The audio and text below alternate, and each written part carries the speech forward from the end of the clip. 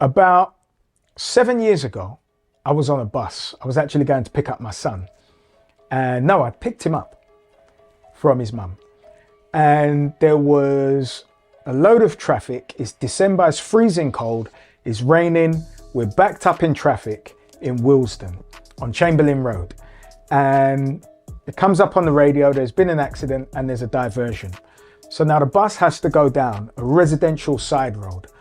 And I know these roads very well. I've walked the length and breadth of this road. And I'm thinking, how are any of these side roads fit for a bus to go down?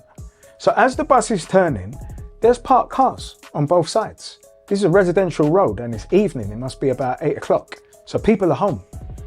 And as the bus is turning slowly, I hear scrape. And then he drives down and he scraped about 5 or 6 cars. Now, all the people's faces on the bus are doing this. And do you know what that bus driver did? He kept it moving. And do you know what we all did as passengers? Because it was cold, because it was raining, because they had emergency traffic lights, we'd been stuck in between 2 or 3 of them for about 25 minutes in about 400 yards of movement. You know what we all did? Didn't phone the police. We didn't go down and protest to the driver. You know what we did? We put our heads front, shut our mouths, and we rolled out with the bus driver, having scraped 5, 6, who knows how many cars on either side. And it came to me. This is what Europeans do with racism. See, that bus is their vehicle. It gets them forward. So even if they want to complain, don't benefit them. Because now you've got to stop in motion. You know who we are? We're those cars who get scraped. So when I talk about circumventing the effects of racism, I'm telling you to get out of the street. When I've ever had a business, I was not really in a position to experience racism. I made my own money. I only frequent very few haunts where I'm celebrated, or I'm in my house or with my peers. I didn't come into contact with any entity that racism would have really happened. And when you talk about, oh, what about the police? I dress like this. When am I coming into contact with the police? Even when I've had an altercation on the road and dressed like this, nothing has happened to me from law enforcement. My retail, I had a man come and kick up the front of my shop. And I'll be honest, I physically assaulted him. And based on the witness descriptions to the police, he said, we believe it to be a sustained assault. And we'd like to have an interview with it in Holborn police station. We're not arresting you, but we'd like to interview you. I can't, I'm busy. My shop's open, I've got no staff here. And my brother was right there.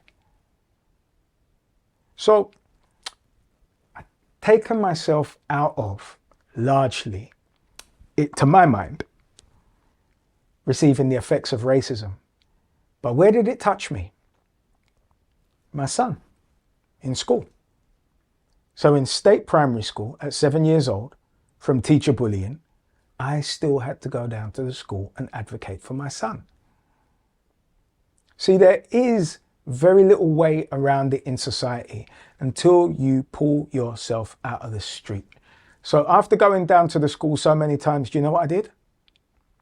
Me and his mum took him out at 7 years old. The Sigmaart YouTube channel is filled with content, but the difference between that and our premium Patreon platform is Patreon actually gives us the application of all the lessons we're learning on YouTube. Sigmaart Community is designed for our personal, spiritual and entrepreneurial development. There's no way we can just hear information once and get it.